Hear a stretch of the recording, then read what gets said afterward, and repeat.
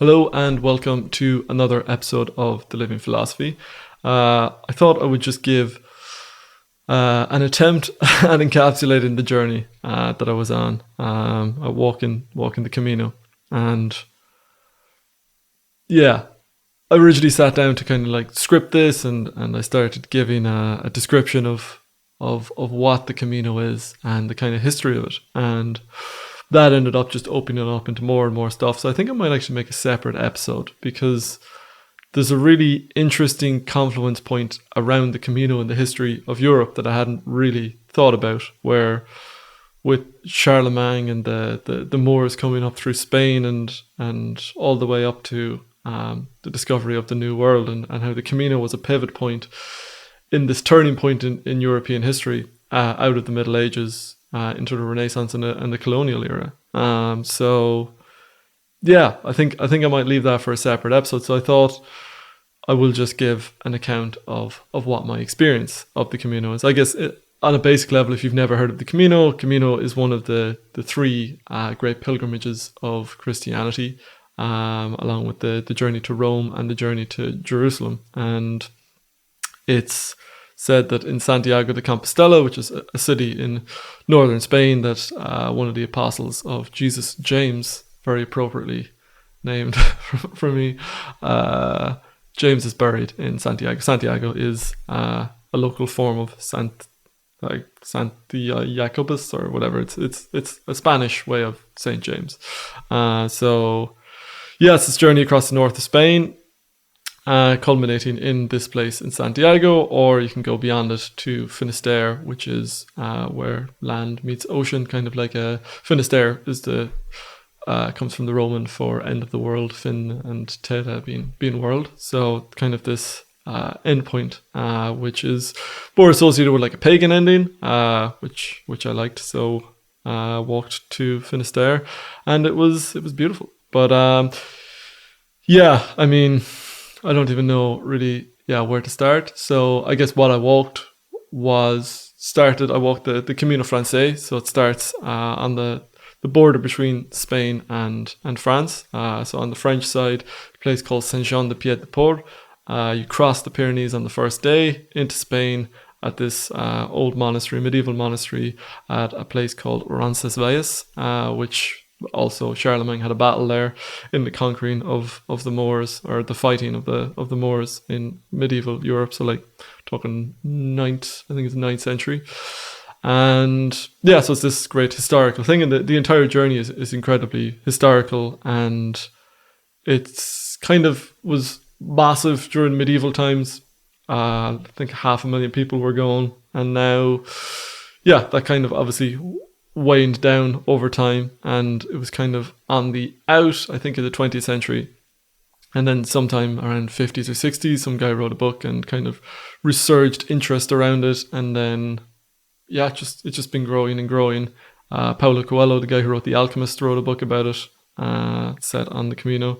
And there is this, despite the fact that most of the people you meet along the way are not religious, there's a lot of religious people obviously as well, but there's still this energy of pilgrimage. It's still a very, very spiritual thing, I think, even when a lot of the time people are not spiritual, and yet they're on a journey. So it's this, there is something, I still believe there's something magical about the Camino. And more than my hike in Ireland, which back in 2020, I walked for 40 days along the southwest. I walked all the peninsulas of Ireland along the southwest coast, and met no one, basically, because it was just in the middle of lockdown. So very few people walked alone for most of the thing. A lot of rain, naturally. But Spain, the Camino is just a different hike. I think just for one, it's this incredibly, especially the Camino Francais, is this incredibly social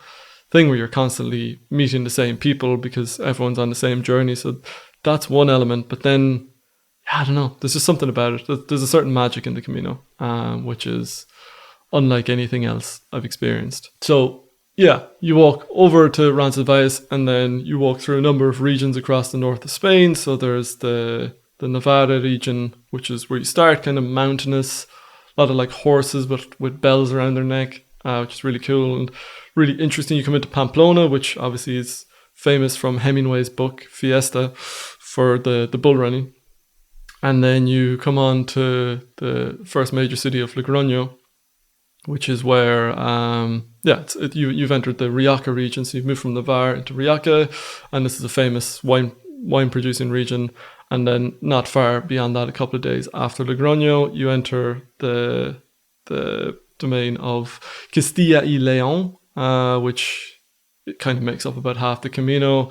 There's this section in that called the Meseta, which is this known for this long, flat sea as far as the eye can see, these seas of wheat and oats. And you come through a number of cities there, Burgos and Leon, and finally you enter the Galician region, which apparently these were the people who colonized Ireland. The Gaels is what the old Irish called themselves, and our language is Gaeilge. So Galicia, it all seems to be connected apparently genetically as well. And the landscape as well is incredibly Irish. So yeah, walk through Galicia and then you come to Santiago, and you keep walking beyond Santiago and you come to Finisterre. So that was the journey itself. Incredibly varied. Each section was its own completely different kind of thing, like from the mountains of Navarre, the vineyards of Rioja, and then the wheat fields and the oat fields, just as far as the eye can see, just incredible vistas.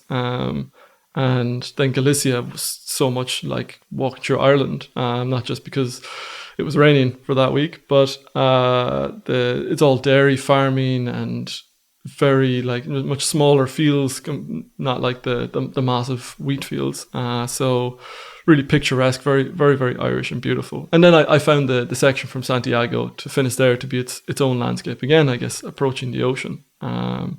So yeah, it's a very varied hike and just incredible beauty. And with the Camino Frances in particular, very well catered to. So for one, it's really cheap. It's really like affordable to do. You get a cup of coffee for like €1.20 or €1.50. And there's albergues, so hostels for pilgrims all along the way, and between €7 and €15. So there's all incredible amount of accommodation along the way, from big towns to tiny villages to hamlets in the middle of nowhere. And yeah, it's just this constant stream of pilgrims coming through, and there's this wonderful community that develops, that you start at a certain point, and then there's people that I mightn't see for a couple of weeks, and I'm like, oh, that's just this camaraderie when you run into someone again, because you're on a journey together. Even if you don't see each other, you might not know each other that well. You might not even speak the same language, and it's this just again, there's something just really special in that. So yeah, it was a beautiful hike, and yeah, I guess worth talking about what I was doing it for, what was my intention kind of going into it. So back in 2017, 2018, my aunt called me and wanted to know if I'd like to hike the Camino, do a week of it. And I thought, why not? I love hiking, so it sounded good. I'd heard about the Camino. I went to a Jesuit school when I was in secondary school, so there was talks. There was a priest that used to go on Camino, and with like kids in, I think when they were 18, just at the end of school, or maybe it was transition. I think it was at the end of school, and yeah, I'd heard of it, knew about it, and just it had never really grabbed me. I guess I wasn't into hiking then. It wasn't until I went to Scotland that I got into hiking, and so yeah, it didn't really grab me. So, but when my aunt said it to me, I was like, yeah, 100%. And so myself, her, one of her friends, and a couple of other people from Limerick, who I'd never met before but had heard of, and just ended up being this amazing group of people, and had one of the best weeks of hiking I've ever had back in 2018. And so we went again in 2019, did the next week. So we walked as far as Logroño the first year, the second year to beyond Burgos, to Sahagun actually, and which is the halfway point. And then last year we walked from Sahagun to a place called Villafranca del Bierzo. And so we had this plan to finish it off this year. And I'd always thought I'd love to walk the whole thing and do a lot of it solo, or the whole thing solo. So this year I just thought, yeah, I think I can make it work. It's a big dream of mine, and yeah, I just said I'd commit to it. So ended up doing the whole thing, and yeah, it's kind of interesting to think of, well, what is, when people ask you how was your Camino or how was the journey, and it's a really hard question to answer because it's such a varied experience. And the way I've kind of come around to say, and it's also like asking someone how an ayahuasca experience was or how a 10-day silent meditation retreat was. It's very hard. It's a liminal experience. It's an experience of the breakdown of structure, of going through this space that is disconnected from your normal life. It's a spiritual journey, even when it's not, to take that much time away from your normal way of being. There's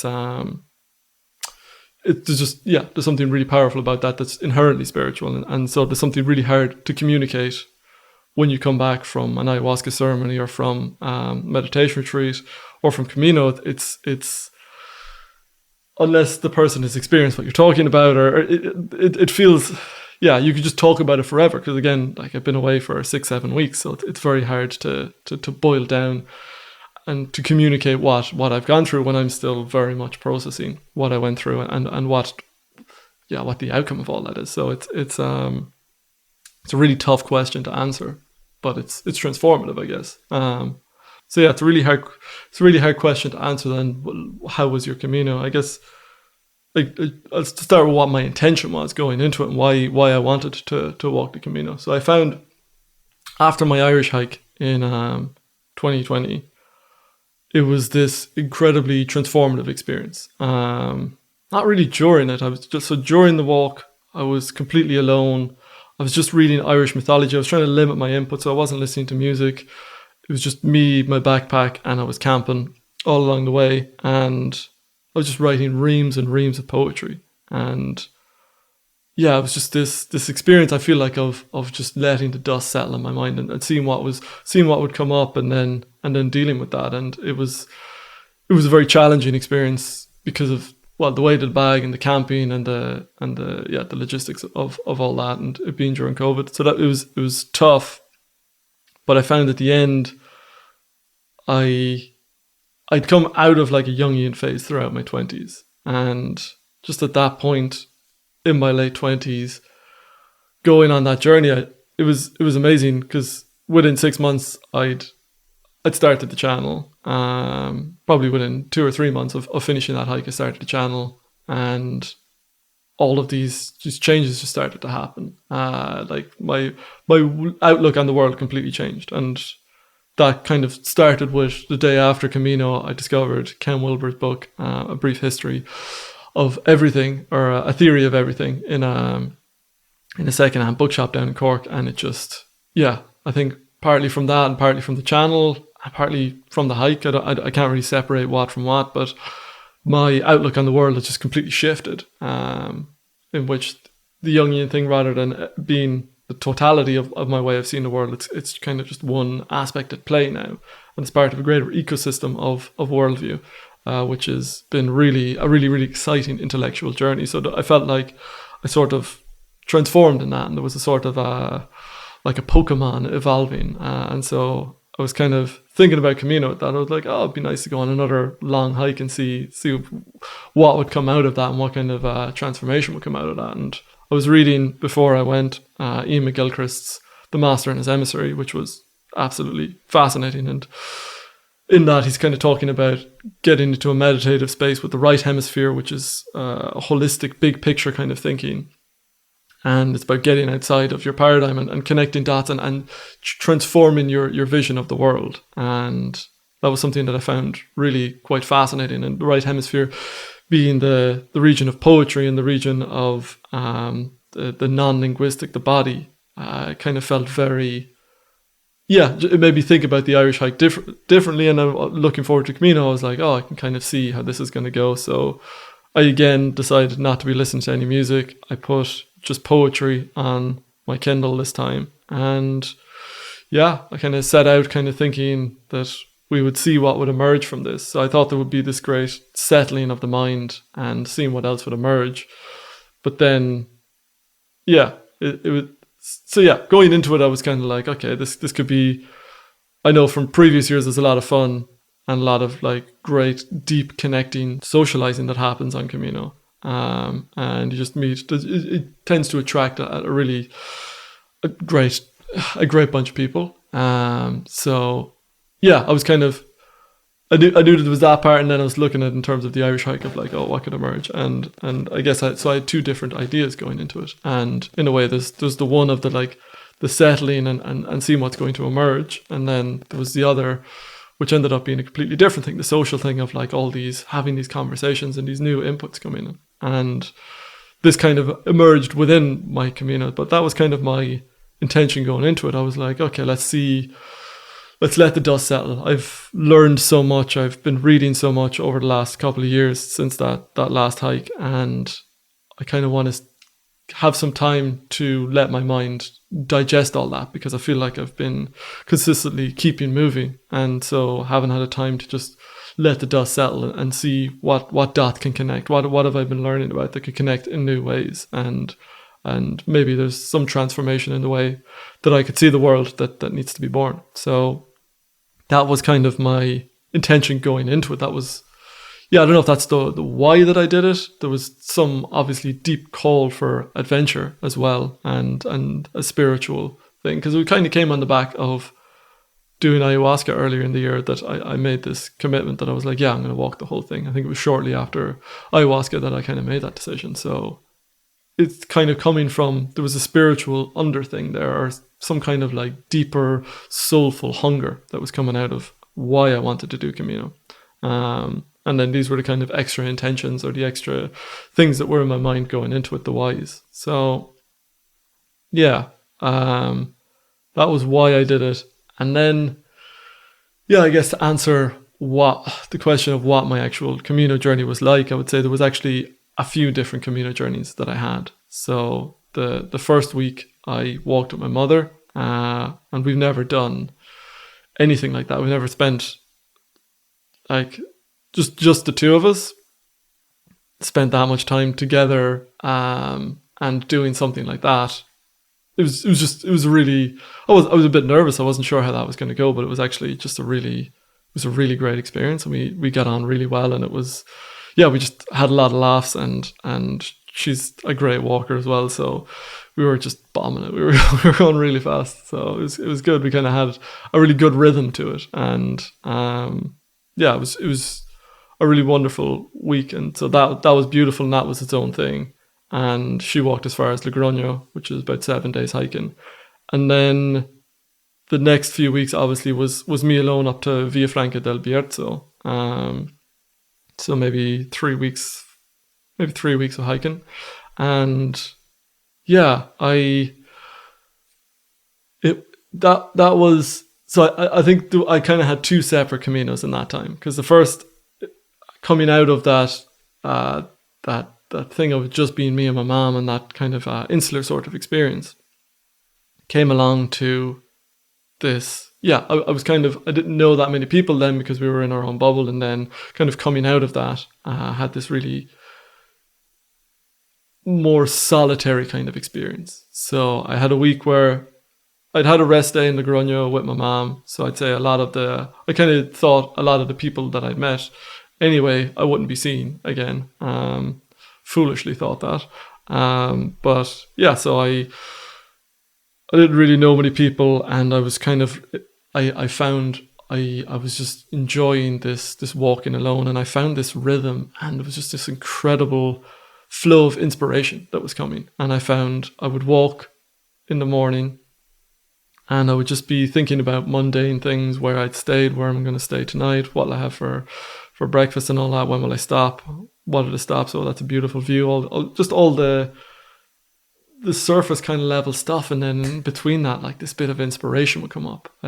This insight would occur to me, and then I'd get to the next coffee stop, get a cup of coffee, get an orange juice and a croissant, and then I'd just sit down and I'd write and I'd flesh out this insight that had come. And then I would walk again and the same process would repeat. And I just had this flow, and it was amazing.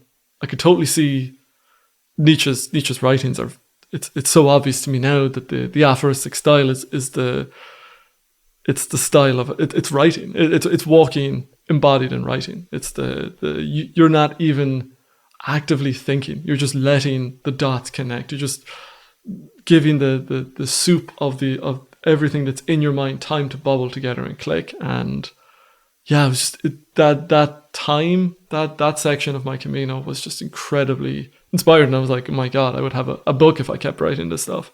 And what was really interesting about what I was writing was that it wasn't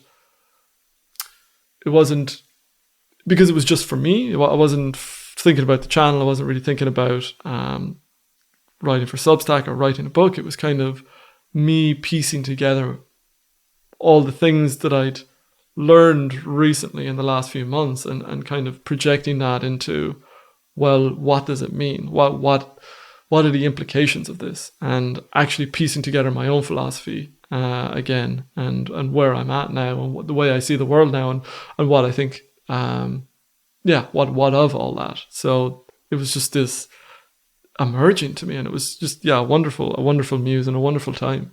And that went on for about a week and a half, but it's very hard to not be social, So, and the weather got better as well, because the weather was it was a lot of clouds the first week and a half, 2 weeks. So I just, eventually I ended up making some great friends, and just kept running into people and meeting new people through those people, and just had some wonderful, deep, soulful connections with people. And that was, I guess, just how the journey went for the next week or two, until my group, who I've been walking with since 2018, came over. And we walked from Villafranca. I'd taken a couple of rest days in waiting for them.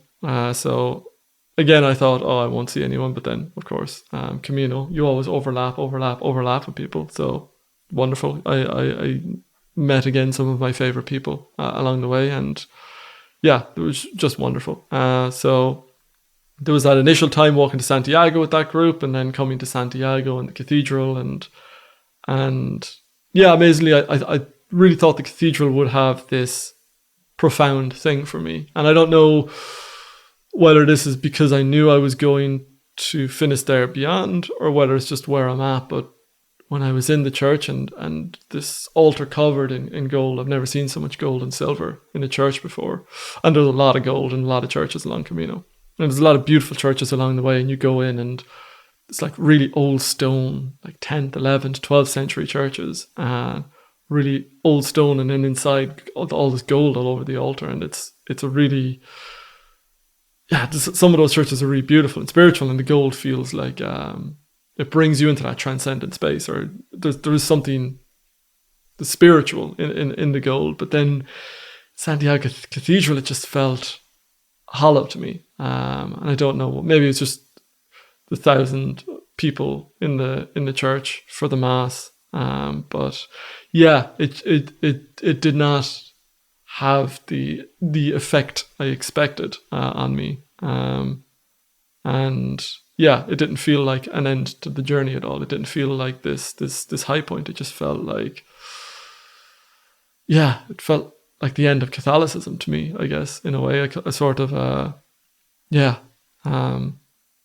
I'm still processing that, where just why that didn't sit with me. Just it seemed garish, and I'm normally not too fond when people are kind of like complaining about all this gold in the church, and they should just take it down and feed all the people and all that. And I'm normally not on board with that, but there was just something in all that gold and silver that just there was something in the experience that was very not spiritual for me. So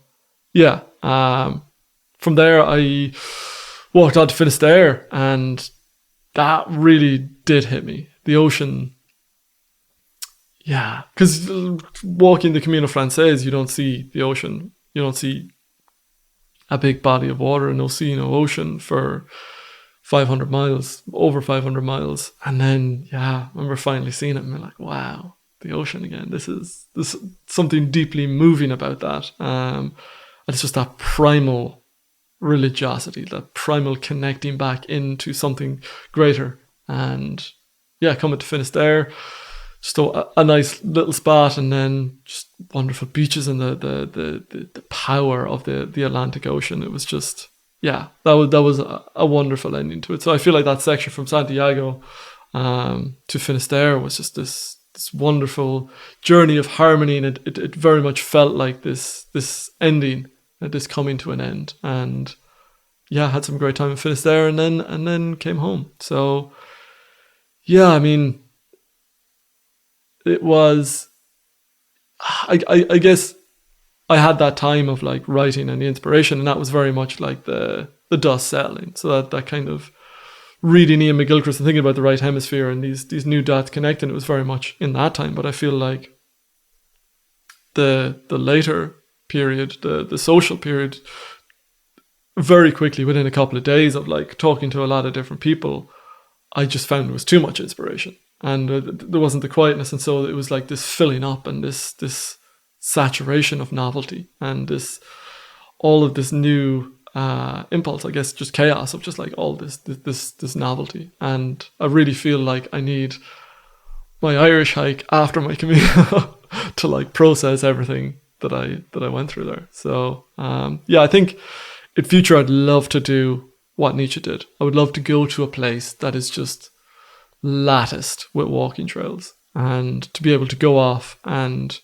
just cultivate inspiration, just go out and just let the mind settle, and then capture those sparks, and then come back and write them up. I think it would be great to go through a few weeks like that. Writing process is gorgeous. So I guess I'm still in this processing phase. So I got back around the 18th of June, and I guess I've just been processing since then. I kind of thought, I had videos ready up to that date, and then I thought I'd get straight back into work, and then I just found I needed time to like sit and process. Like I just didn't.